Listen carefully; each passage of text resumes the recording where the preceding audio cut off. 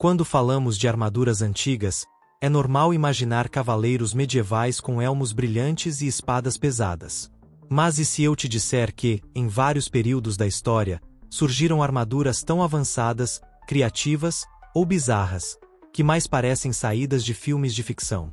Hoje você vai conhecer as armaduras mais estranhas, engenhosas e surpreendentes que já existiram. Algumas protegiam como tanques, outras eram quase inúteis, e tem até armadura que parecia ter saído de um anime. Vamos nessa? 1. Lorica segmentata. A armadura romana modular. Período: Império Romano, século I a.C., século III depois de Cristo. O que era? Uma armadura composta por placas metálicas segmentadas, que cobriam o torso como uma espécie de exoesqueleto flexível. Por que era avançada?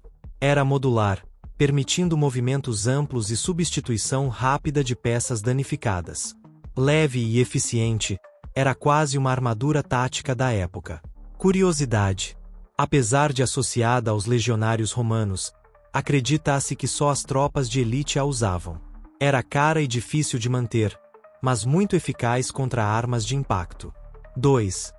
Armadura Kusari Katanaguzoku, os ninjas samurai. Período: Japão feudal, séculos XIV e XIX. O que era? Um tipo de armadura leve, feita com pequenas correntes metálicas entrelaçadas, kusari, que podiam ser usadas sob roupas comuns. Por que era estranha?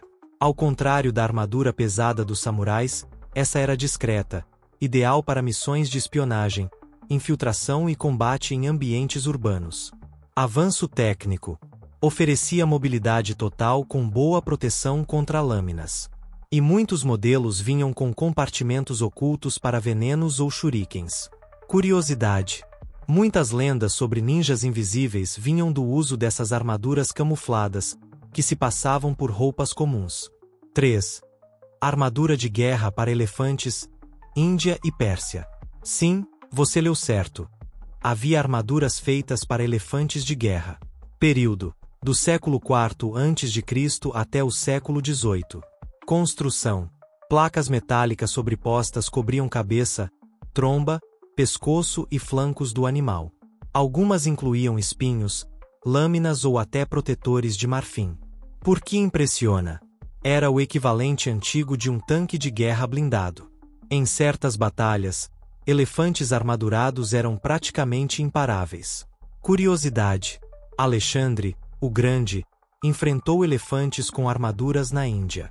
Relatos antigos descrevem o terror psicológico que causavam nas tropas inimigas. 4. Armadura gótica alemã, o ápice do design medieval. Período: século XV, final da Idade Média. Características: elmos pontudos, placas articuladas com precisão absurda, design simétrico e elegante. Não era só proteção, era engenharia de elite. Por que avançada? Os cavaleiros podiam montar, correr, lutar e até levantar do chão com ela. Era feita sob medida com encaixes perfeitos. Curiosidade: algumas armaduras góticas tinham até articulações com rolamentos, permitindo movimentos que só voltariam a aparecer séculos depois com robótica. Armaduras de desfile, a arte do exagero. Exemplo clássico: armaduras usadas por nobres italianos e franceses no Renascimento. Eram funcionais? Não. Tinham chifres, rostos esculpidos, máscaras de animais, asas, escamas, dragões. Eram usadas apenas em desfiles ou torneios. Por que existem? Eram símbolos de status, poder e extravagância. Quem tinha dinheiro mandava fazer armaduras personalizadas como se fossem obras de arte. Curiosidade: uma armadura de Henrique VIII tinha volume exagerado nas partes íntimas. Historiadores ainda discutem se era vaidade ou função de suporte. 6. Armaduras lamelares mongóis, leveza mortal. Período: Império Mongol, século XIII.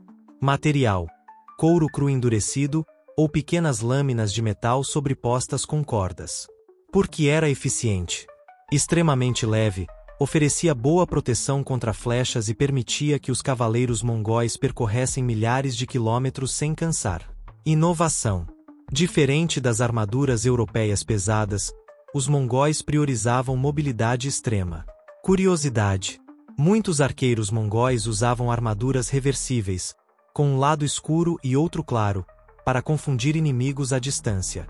A armadura de ouro de Nabucodonosor II é real?